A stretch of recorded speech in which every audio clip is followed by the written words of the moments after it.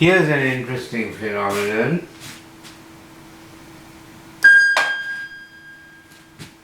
Can you hear? There's that note is bending. Now I'm going to play it with a recording of my improvisation for Sri Lanka. And you'll see that the keyboard has gone out of tune. Gone out of tune. I'm slurring my words and drooling from an injection of poison that was injected into me 2 weeks ago.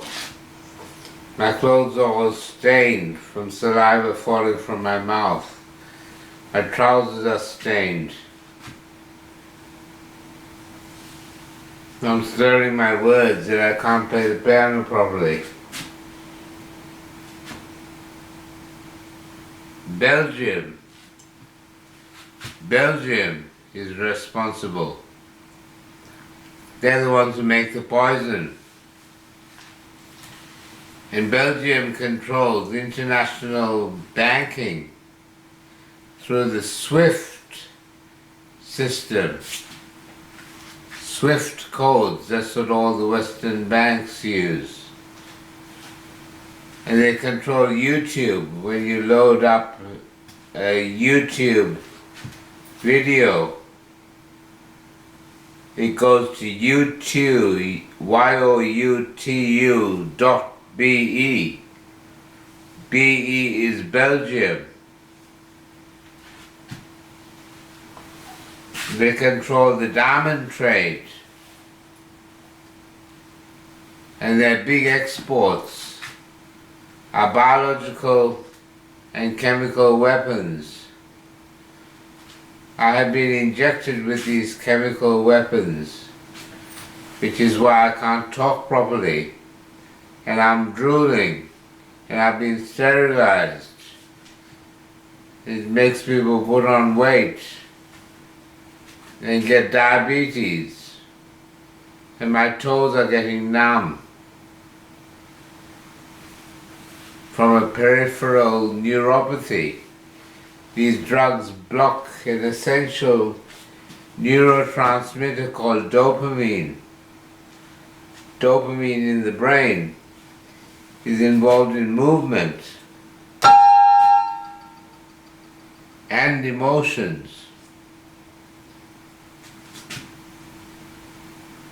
Chemically castrates people.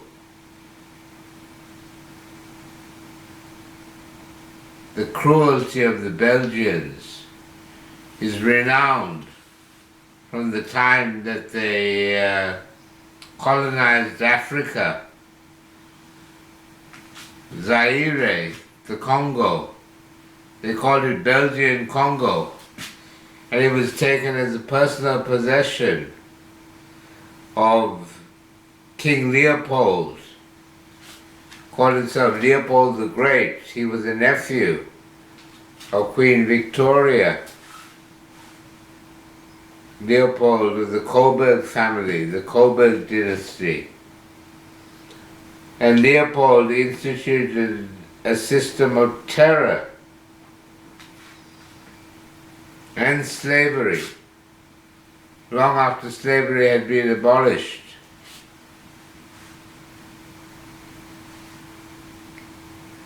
He got Belgian commandants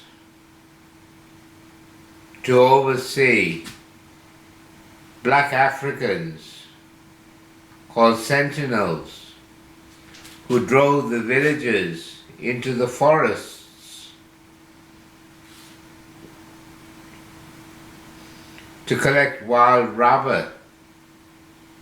And he chained the children and fed them to the crocodiles as a punishment, and to show that the terror had been instituted. The Belgian commanders used to inspect hands, baskets of hands chopped off and heads chopped off. The Belgian commandant in the Congo had a whole avenue leading up to his house of skulls of black Africans. The details are important.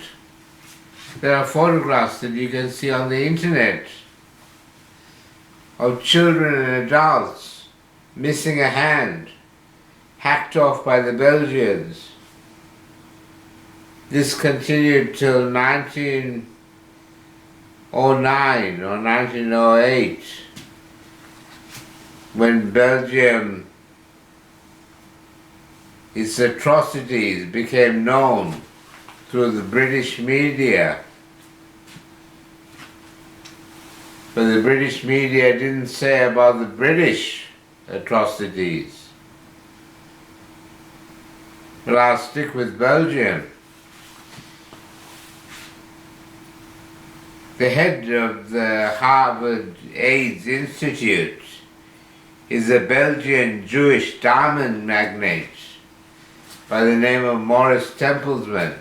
He's not the head anymore. He was the head for many years. When did diamond magnates care about poor black people? And when did white Jews care about poor black people? The answer is never. And AIDS was introduced to the Belgian Congo. It was called Zaire. And then it was introduced to Burundi and Rwanda. There were previously German colonies taken over by Belgium. From there it was spread to Uganda.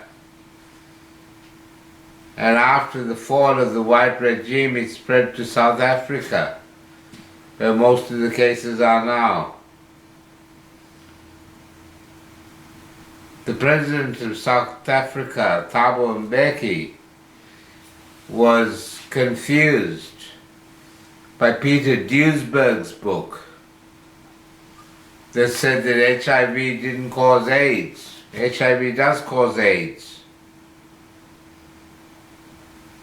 But AIDS was developed as a biological weapon. And I know exactly who did it. It was the USA and Australia, Belgium, Britain, and France. Those are the main countries. The USA was in a race with France, the National Institutes of Health, and Robert Gallo was in a race with Luc Montagnier of the Pasteur Institute in Paris. Montagnier accused Gallo of stealing his work, but they made up and published a joint article in Scientific American in 1988, in which, in this Scientific American publication, they blamed African green monkeys. They had a photograph of a monkey. They blamed African green monkeys. But African green monkeys had been used for biological warfare experiments, including by Frank McFarlane Burnett, the Australian immunologist who did the scientific work that allowed the genetic engineering of HIV.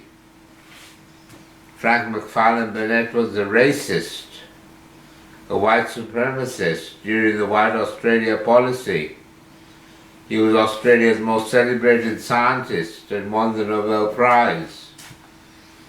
Sir Frank McFarlane Burnett. He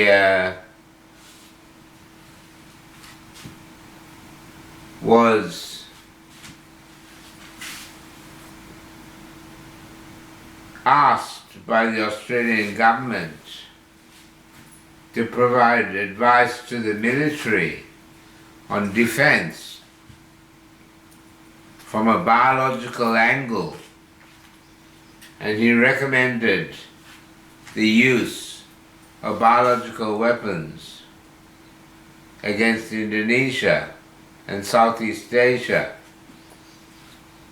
saying that poverty and disease alone have kept numbers of our colored neighbors in check. Poverty and disease alone. He didn't want to get rid of poverty and disease because there would be too many Indonesians. And Frank McFarlane Burnett was still alive when they founded the McFarlane Burnett Center that became the Burnett Institute in Melbourne. It moved from the Fairfield Infectious Diseases Hospital. It started as the pathology lab of the Fairfield Infectious Diseases Hospital that had a monopoly on AIDS testing and treatment in Victoria during the early stage of the epidemic. It became the McFarlane Burnett Center and shifted to a multi-million-dollar complex at the Alfred Hospital, where I was locked up more than 20 times for saying that AIDS was man-made.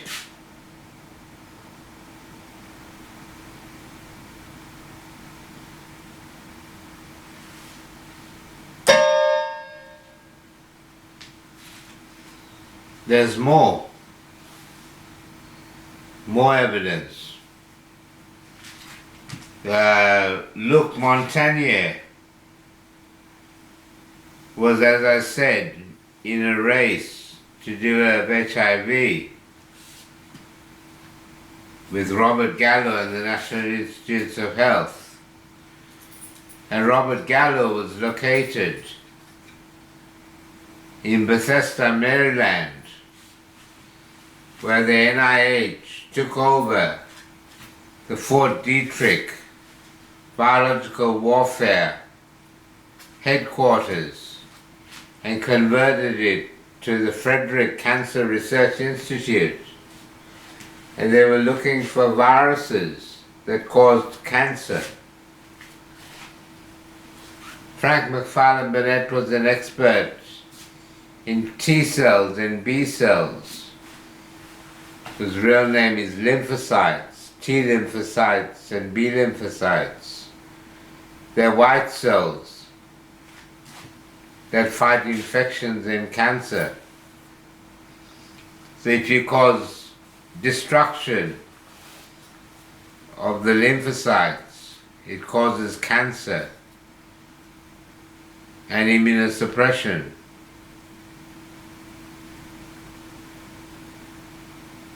Cancer and infections, susceptibility to infections.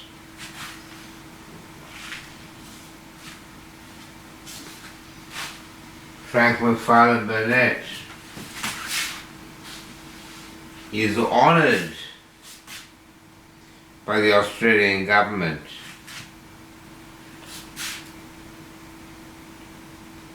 and by the Victorian establishment. The Burnett family is still supporting the Burnett Center, and it's also supported by the Murdochs, by Rupert Murdoch and Dame Elizabeth Murdoch, his mother. She was a friend, she and Keith Murdoch, Rupert Murdoch's father, the newspaper magnate, were friends of Frank McFarlane Burnett during the time of the White Australia policy.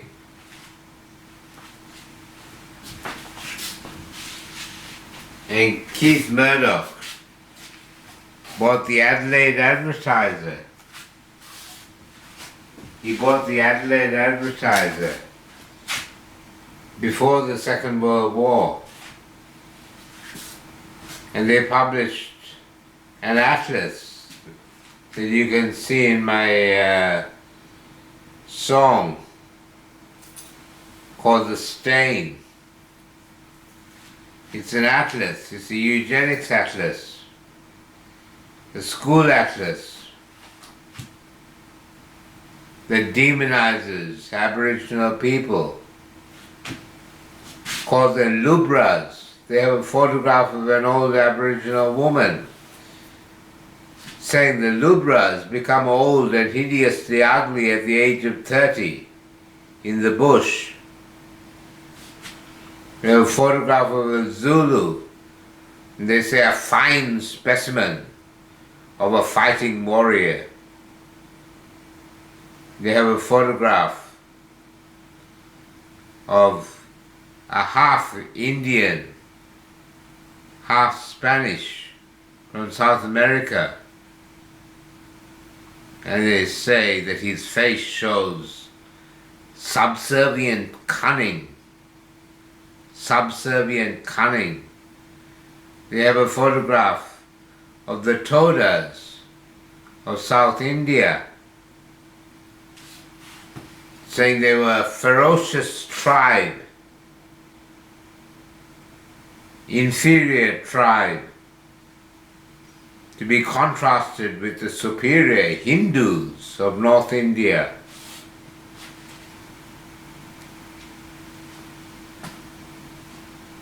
They have a photograph of a Japanese coolie, and they laugh at his hat.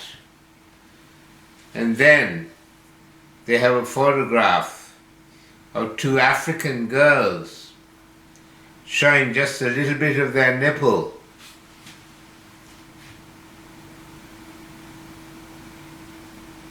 Titillating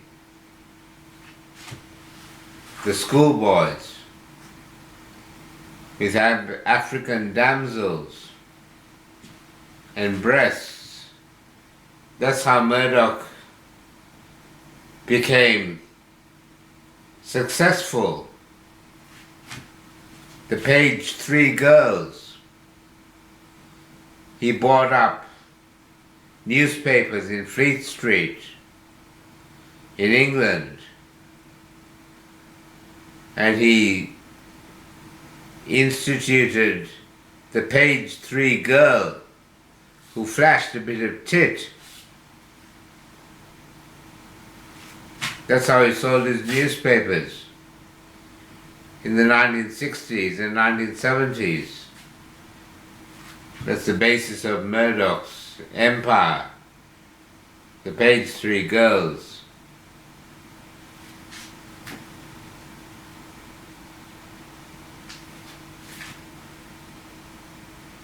There's more.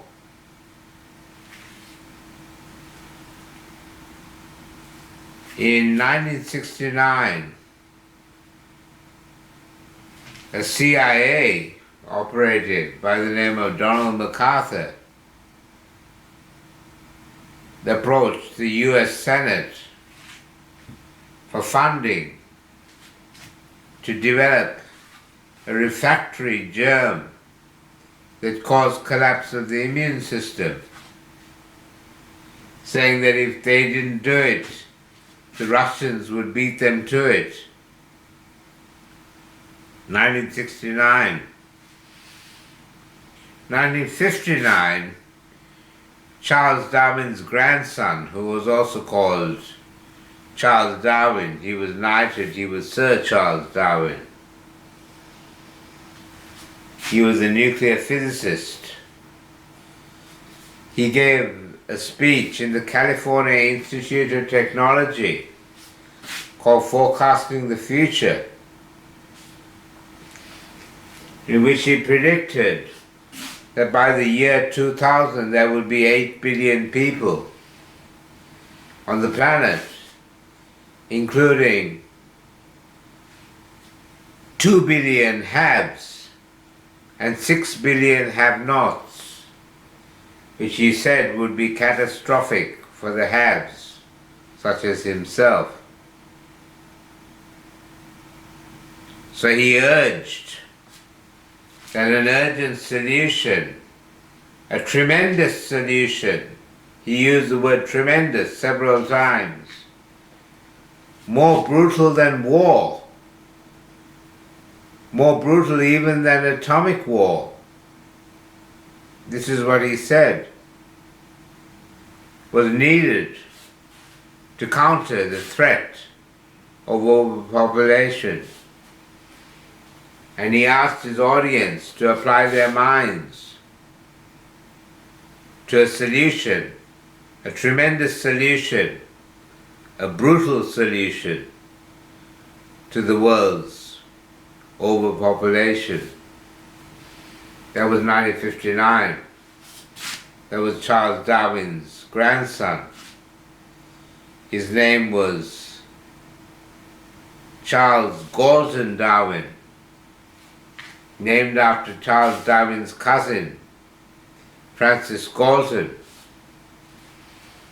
the founder of eugenics, with Charles Darwin's son, Major Leonard Darwin.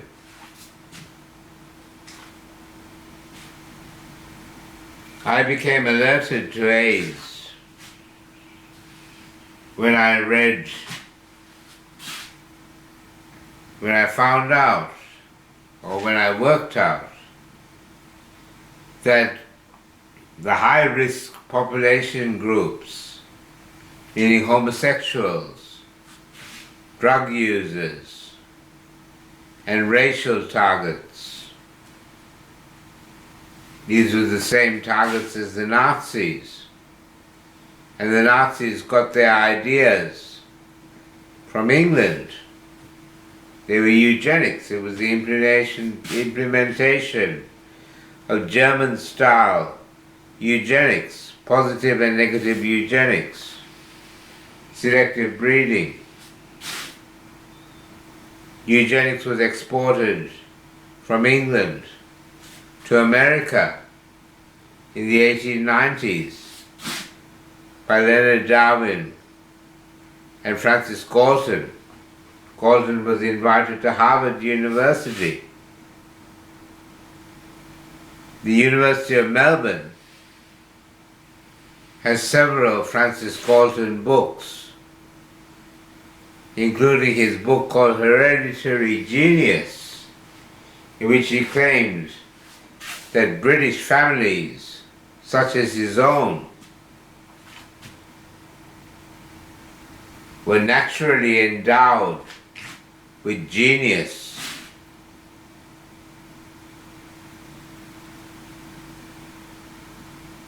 Naturally endowed with genius.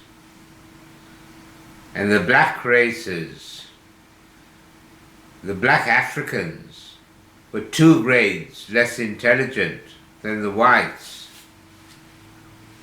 And the Aboriginal people, what he called the Australian blacks, were a further grade less intelligent than the Africans. This is in the University of Melbourne's library.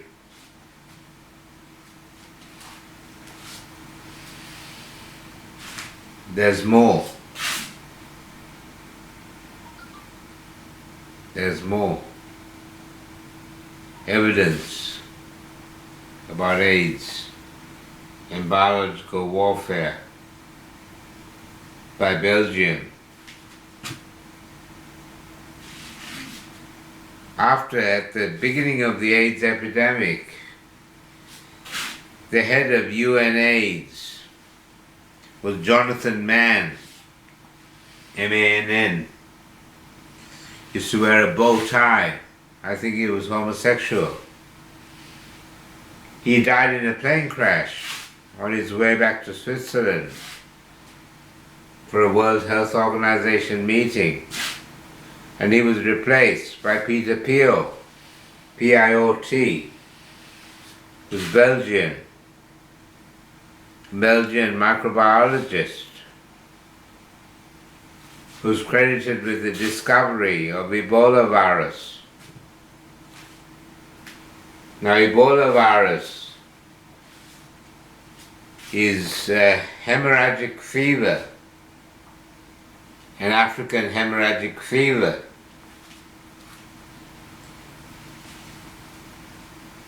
And if you read a book called Level 4 Virus Hunters of the CDC by Joseph McCormack, you see that during the 1980s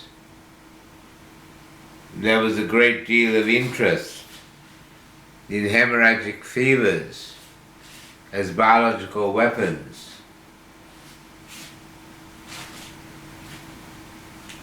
So Peter Peel became the head of UN-AIDS, a multi-billion-dollar empire.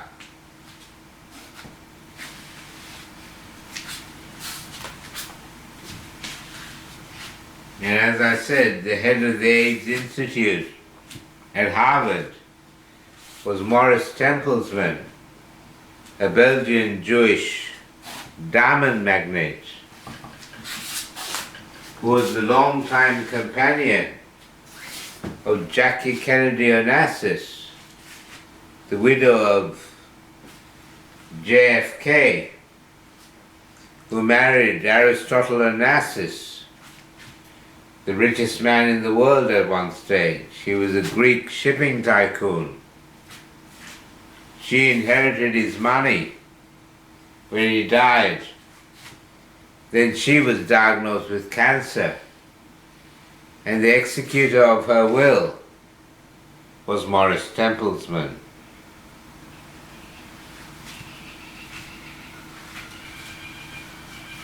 He was a major contributor to the Clintons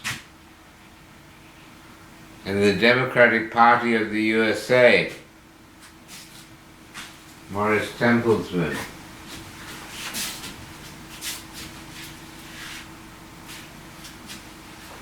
So Belgium controlled international trade and finance through the SWIFT system. They control YouTube. If you upload videos, initially it comes up as your video can be seen at YouTube, youtu.be.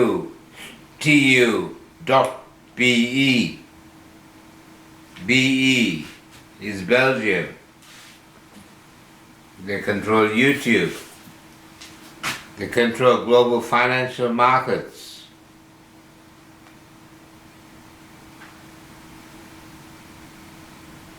And they control the International Criminal Court, the ICC, is based in Belgium, in which they have tried a series of black Africans on charges of crimes against humanity and genocide. But the Belgians are guilty of crimes against humanity and genocide, and also crimes against nature.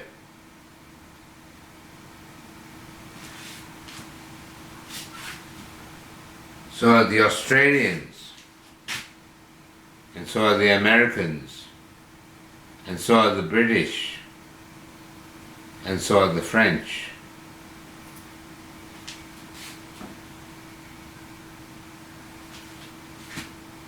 I think they should be held accountable.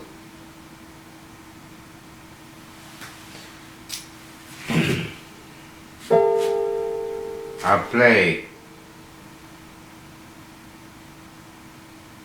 My Parent for Sri Lanka.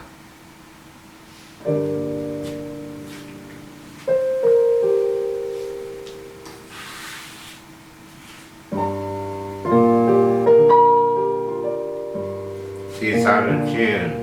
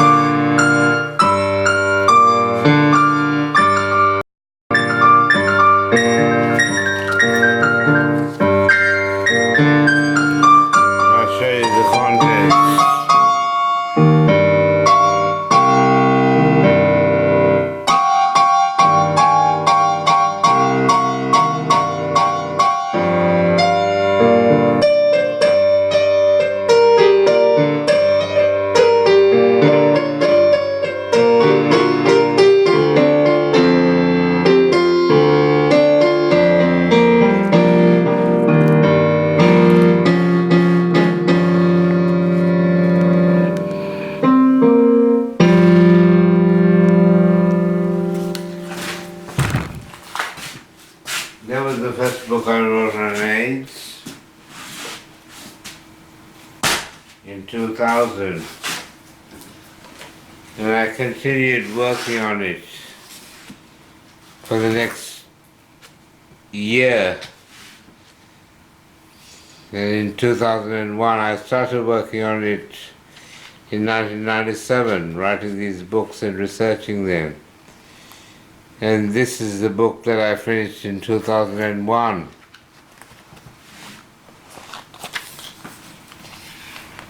And I only made 10 copies of it.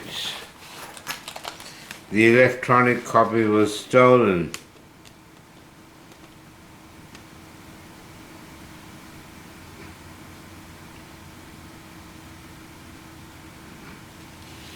I sent it to the Australian government and the medical board.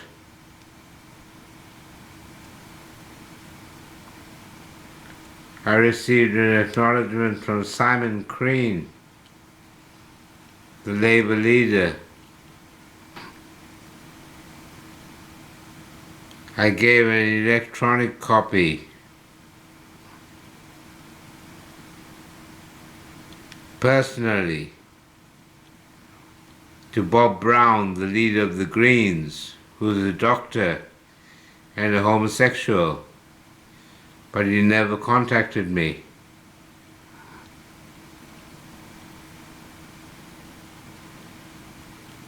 I gave it to the Liberal Party. They were in government. I sent it to academics, including Professor Abney Sali at Swindon University, where I was lecturing. And Abney Sali said, yes, I know that AIDS is man-made, but it's a big program. There's nothing we can do about it.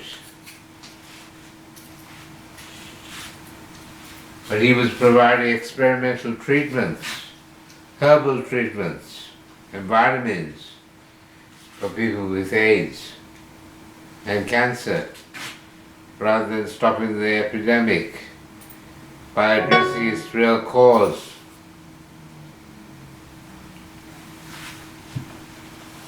I discussed it with Sir Gustav Nossel,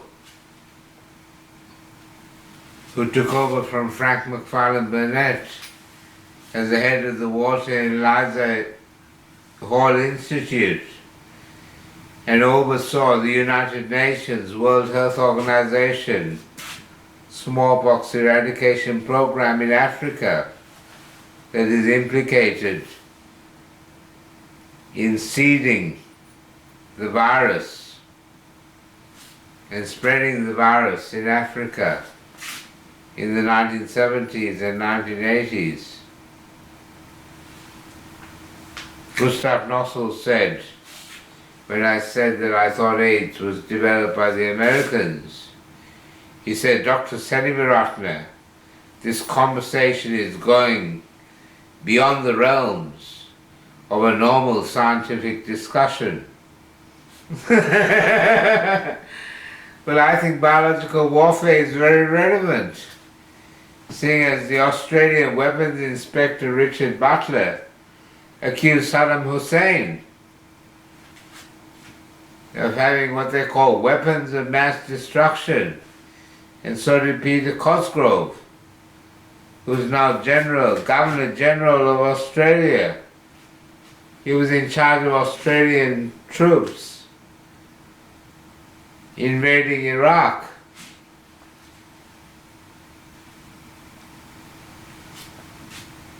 They're criminals. Australia is a rogue state. So is Belgium. Criminals. Guilty of crimes against humanity and crimes against nature. So now we have to do something about it.